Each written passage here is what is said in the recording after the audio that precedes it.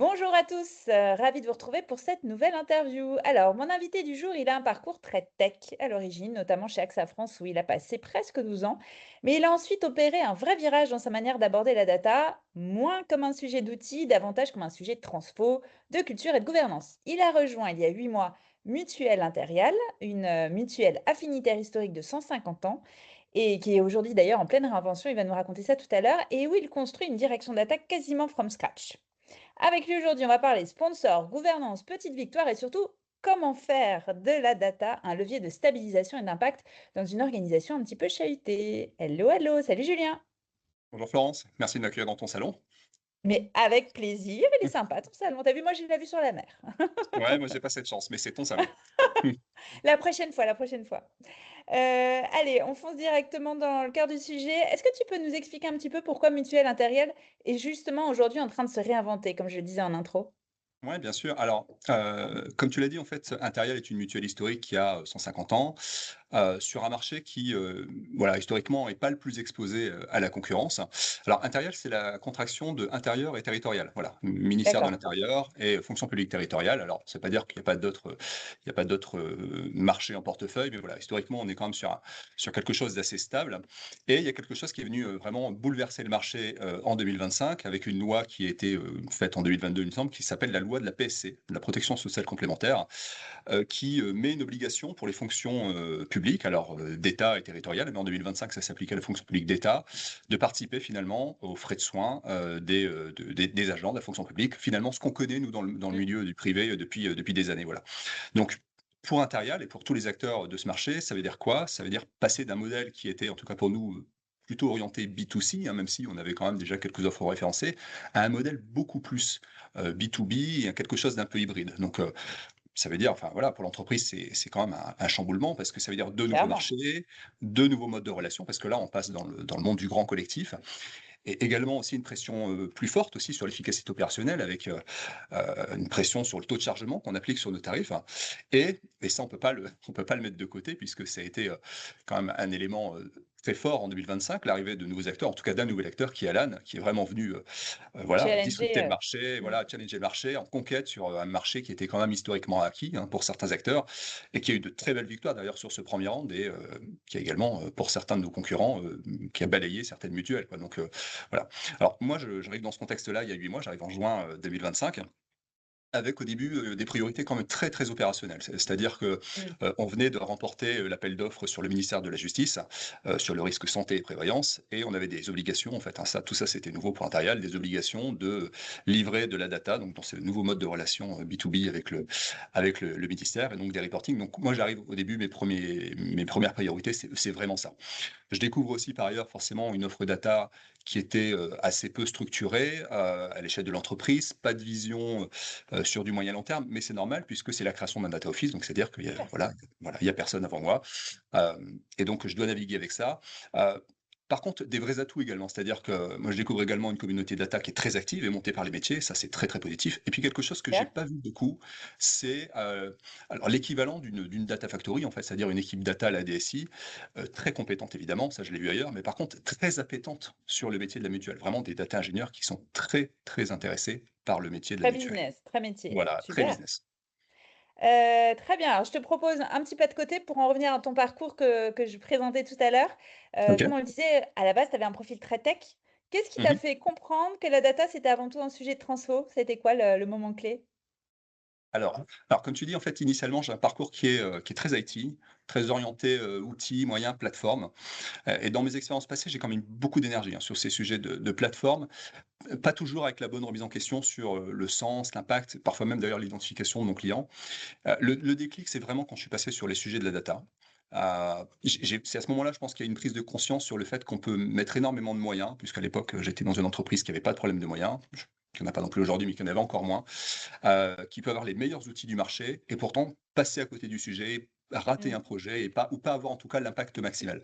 Voilà. Donc moi, le constat que je fais, c'est que finalement, les projets, ils plantent assez rarement à cause de la techno. Le point de bascule, je le vois souvent plutôt par un manque de transformation humaine ou culturelle. Voilà, un sujet de mindset. Ah, l'humain, toujours Voilà. l'humain. Et mon regard, il est du coup différent sur la data parce que la data, j'ai ça chevillé au corps, c'est je pense que c'est profondément mon métier déjà, et j'ai la chance d'arriver sur le sujet début 2022, donc d'arriver tardivement finalement, Mmh. sur ce sujet puisque quand on regarde un petit peu, les tendances marché et notamment l'émergence des concepts autour du data lake, c'est 2010-2015 à peu près, donc voilà, ma transition pro, elle se fait, bien après, Tu début pas trop 2022. formaté alors? Non, je suis pas du tout formaté par, le dogme autour du data lake, des outils, Snowflake, Databricks et cetera. Tu vois? J'ai pas de chapelle outils, plateforme à ce Mmh. moment-là, donc c'est une vraie chance parce que pour une fois, je me trouve dans une situation où je suis pas l'expert, et donc ça me permet de me consacrer sur des dimensions qui sont différentes et notamment de mettre, mon intérêt prioritaire sur le sens, l'impact et Le l'utilité pour besoin. les métiers. Voilà, exactement. Très bien.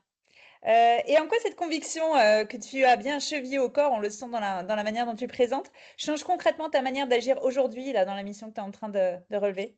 Alors, peut-être, c'est important de te partager un peu le modèle du data office aujourd'hui d'Interial. Moi, ce que j'observe sur le marché, généralement, je vois 3 modèles différents. Après, il y en a peut-être plus, mais les 3 grands modèles que j'observe, c'est, le data office qui peut être rattaché à un COMEX, le data office rattaché à la DSI, ça, c'est le modèle un peu historique, j'ai envie de dire, qu'on a vu beaucoup au début des data office, les premiers data office et parfois aussi le data office rattaché à une, direction métier. Souvent, c'est, la finance ou le digital, le marketing, voilà. Marketing, ouais. Ouais, exactement, voilà, c'est ça.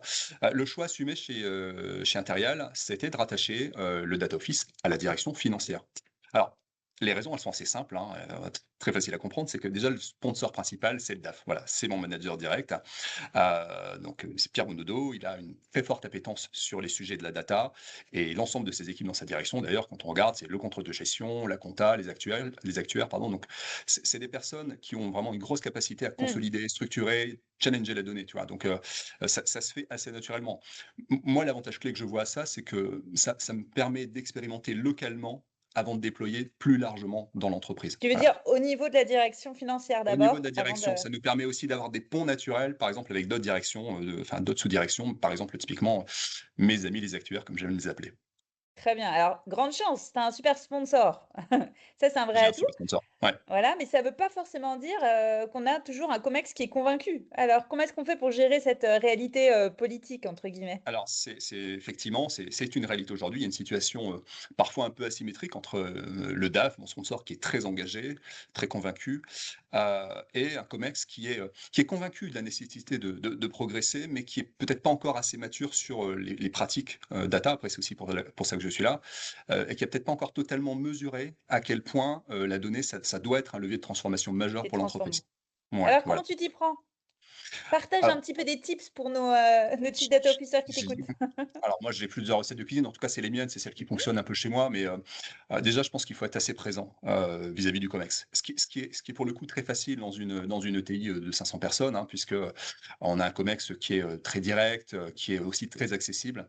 Donc ça, je pense que c'est important, c'est vraiment d'être présent. Incarner le projet data aussi et surtout d'être capable de porter la vision à plusieurs années et c'est d'autant plus important que, quand tu arrives justement sur une création de poste où il y a tout à faire, il faut poser la vision, la gouvernance, il faut créer la nouvelle plateforme et en parallèle, tu as des problématiques très opérationnelles, notamment autour du ministère de la Justice. Ah ben, tes premières victoires, elles sortent pas en quelques semaines, hein. Bien C'est sûr. même compliqué de les construire sur les 6 premiers mois. Donc, je pense que c'est rassurant, pour un COMEX aussi de voir qu'il y a quelqu'un qui effectivement qui exécute très court, mais qui quand même voit loin. Voilà, Mmh en mh. tout cas qui essaie de se projeter et de raconter une histoire sur plusieurs années, quoi. Heu, Moi, je suis convaincu également qu'il faut avoir une certaine colonne vertébrale assez claire sur les convictions, tu vois? Tout en gardant malgré tout une souplesse dans la coopération, notamment avec les métiers. C'est un élément de posture, je pense qu'il faut avoir beaucoup, beaucoup d'humilité quand tu fais ce travail, Mmh. notamment parce que le marché bouge beaucoup, puis parce qu'on apprend tous les jours. Moi, j'apprends tous les jours sur les sujets, C'est ce qui est alors génial. c'est ce qui est incroyable. Voilà, c'est ce qui fait qu'on fait ce travail, je pense. Hem Un autre élément que j'ai envie de partager, c'est je pense qu'il faut être capable d'ancrer, le plan strat, data, l'aligner sur le plan strat de l'entreprise, sur le plan strat entre guillemets «d'Interial» ici, quoi. Parce que, c'est vraiment cet alignement qui va amener l'adhésion. C'est-à-dire qu'aujourd'hui, moi, les OKR data que j'ai construits, ça répond totalement à des enjeux business. Voilà, c'est pas orthogonal. C'est ce qui va Oui, on peut permettre pas aller justement contre du fait, si c'est au service, non, des enjeux, puis je peux pas stratégiques. dire que la data c'est métier et puis pas C'est faire ça. et puis voilà, exactement. S'appuyer sur des alliés également, je le disais, j'ai une communauté de métiers qui est formidable, qui est déjà très convaincue et ça, je pense que, pour moi, ça sera un marqueur de transformation vraiment très fort quand les métiers, finalement, parleront demain de la gouvernance data, par exemple, à ma place, voilà. Puis Très après, je pense bien. qu'il y a aussi une part de quand tu fais ce travail, tu dois accepter un peu de te mettre en risque, hein, c'est peut-être prêt parfois même à mettre un peu en jeu ton poste parce que tu as des convictions, tu as des valeurs et je pense que c'est ce qu'on attend d'un CDO sur une création de poste parce que je marche pas dans les pas d'un autre aujourd'hui. Alors j'ai des Oui, il faut de inspirations évidemment l'audace des vies aussi. passées, mais voilà, il faut un peu d'audace, je pense, pour y aller, quoi. Et je crois que Et tu as puis un petit bonus tips qui est un peu spécifique à votre organisation, mais que je trouvais hyper intéressant à partager. ouais, tu as raison, en fait, c'est quelque chose qui est une pratique un peu héritée, je pense, du monde mutualiste, hein, avec la distinction élu et opérationnelle, qui est une pratique de syndication finalement, qui est de dire avant chaque passage en COMEX, hein, moi je fais une répétition de ma présentation avec, la directrice générale et le directeur général adjoint. Alors initialement, j'étais pas convaincu pour être honnête avec toi avec, cette, pratique. Je le dis, hein, ils l'entendront peut-être. Tu peux avoir un petit léger sentiment d'être mis sous tutelle, mais au final, en le faisant, moi j'ai remarqué qu'il y a un double gain. C'est que déjà, ça met en confort les personnes que tu en face, ça les embarque tout de suite, Mmh. les décideurs notamment et toi, ça te permet aussi de récolter du feedback avant d'élargir un peu ta présentation donc Une voilà. vraie répétition, il faut le voir vraiment comme une C répétition, en fait. Exactement, le gain il est des 2 côtés. C'est génial et je trouve que même peut-être être proactif et à proposer, à voilà, à certains membres du COMEX en amont, ça peut être pas mal, à voir. Alors autre chose, c'est que tu as mis en place une gouvernance data très, très rapidement. Pourquoi, selon toi, c'était aussi indispensable de le faire tout de suite? Alors, quand je suis arrivé, il n'y avait pas de data office structuré forcément, c'est pour ça qu'on m'embauchait. Il y avait l'existence par contre d'une équipe, data côté DSI qu'on pourrait apparenter à une data factory, avec une approche qui est quand même, très BI, hein, d'ailleurs mec exclusivement BI. Pas de pilotage, transverse, aucune gouvernance vraiment projet sur, projet data, c'est-à-dire que, bah, pas de réelle priorisation, pas de rationalisation, pas vraiment de challenge sur la valeur, et encore moins de mesures sur la dette concrète. Donc, moi le constat que je fais, c'est que c'est une organisation qui fonctionne, hein, je ne peux pas dire le contraire, mais qui fonctionne quand même beaucoup à la sueur du front. Alors, Mmh. ce qui témoigne quand même d'un engagement assez remarquable des équipes, justement parce que ça fonctionne, mais qui n'avait pas posé finalement, qui n'avait pas formalisé, la bonne méthode.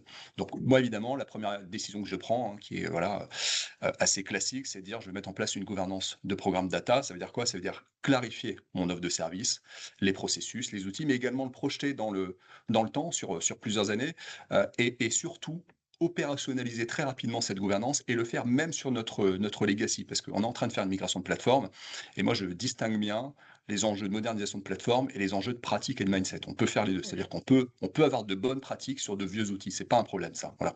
Donc moi, ce que je vais mettre derrière cette thématique de gouvernance, c'est, le cadrage des demandes métiers, le questionnement systématique sur les gains, une comitologie évidemment claire et efficiente, des livrables structurés et surtout un RACI qui est établi parce qu'il faut que chacun puisse savoir dans quel terrain de jeu, il va évoluer. Donc voilà. Mes Très convictions, bien. c'est ça, voilà, c'est pas en ajoutant finalement, beaucoup de ressources qu'on va régler tous les problèmes. Il faut surtout un cadre pour piloter, prioriser et arbitrer. Un terrain de jeu et comment est-ce que tu fais pour que cette gouvernance, elle soit pas vécue comme anxiogène puisqu'on est quand même dans une entreprise qui est un petit peu bousculée, donc pas rajouter une couche, d'appréhension en plus? Alors comment j'aurais plein d'exemples encore récents pour te montrer que c'est un combat de tous les jours, hein. Alors effectivement, c'est un enjeu. C'est-à-dire que la gouvernance, ça doit être vu comme un élément, rassurant, mais dans un contexte instable, on a tous besoin, d'avoir des repères, on a tous besoin d'avoir, de la clarté et la À la limite, gouvernance ça doit pas tombe être bien, du fait, bah, exactement, voilà. quelque part. Donc moi, mes éléments, c'est surtout de surtout pas ancrer la gouvernance dans une logique, d'hyper-contrôle ou de perte d'autonomie pour les métiers. Ça, c'est important. L'enjeu, finalement, il est pas technique, je pense. Il est davantage comment on va raconter l'histoire, tu vois? C'est narratif et c'est un sujet de posture. Heu, Éviter aussi la surcomitologie. On a tendance à faire ça des fois, un petit peu à s'emballer, tout en Mmh. étant capable de poser, quelques lignes rouges. Moi, les miennes, elles sont assez simples. Les enjeux réglementaires, voilà, les enjeux de sécurité, ça, c'est du régalien. Ça, Pas de évidemment, sujet. c'est non négociable, voilà. Peut-être aussi éviter, parce que ça fait peur, les trop tôt en tout cas, les jargons de marché. C'est bien d'acculturer les équipes, mais il faut avoir en tête que nos métiers sont pas tous des experts en data management, d'ailleurs peu le sont, ou sont pas tous abonnés, à la newsletter du DAMA. Donc ça, c'est important, il faut l'avoir en tête. Voilà. Nous, on est des experts, on le sait, mais il faut pas oublier qu'on a en face de nous des gens qui ne le sont pas, qui ont une expertise, mais qui est pas la nôtre. Hem Insister beaucoup aussi sur la valeur que ça va amener cette gouvernance, donc ça, c'est raconter l'histoire, c'est le meilleur cadre de priorisation, projeter la valeur livrée sur, voilà, dans la durée, sécuriser nos obligations légales parce qu'on en a, on est sur un marché qui est très réglementé, améliorer notre patrimoine de données, ça aussi c'est important. Voilà, en tout cas, il faut raconter l'histoire et prouver l'histoire. Voilà, voilà, ça consiste pas seulement à dire ce qu'on va faire, mais voilà, on dit ce qu'on fait, on fait ce qu'on dit. Voilà. Et puis, OK. quelque part aussi, accepter de faire, des petits pas sur le déploiement de cette gouvernance. Ça, c'est une frustration interne que je dois gérer, hein. C'est quelque part, on ne fait pas toujours le grand soir. Des fois, on a plein d'idées et puis on se rend compte que, comme on veut ancrer le métier au centre de ce nouveau jeu, ben, voilà, il faut être capable aussi de sentir le terrain et de se dire que parfois c'est plus acceptable de renoncer aujourd'hui, sur certaines dimensions pour mieux avancer demain. Voilà, ça c'est un petit peu, ma philosophie. Après, comme je l'ai dit, je suis pas réellement dans une logique aujourd'hui d'optimisation de l'existant puisque, le Ouais, terrain, tu il est quand démarres. même globa Mmh. voilà, le terrain, il est quand même Vierge. globalement vierge.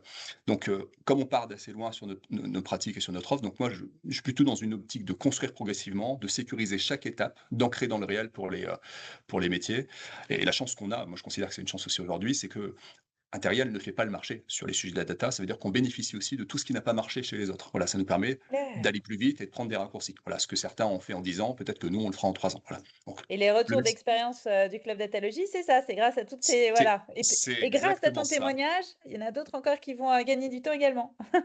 J'espère humblement, en tout cas.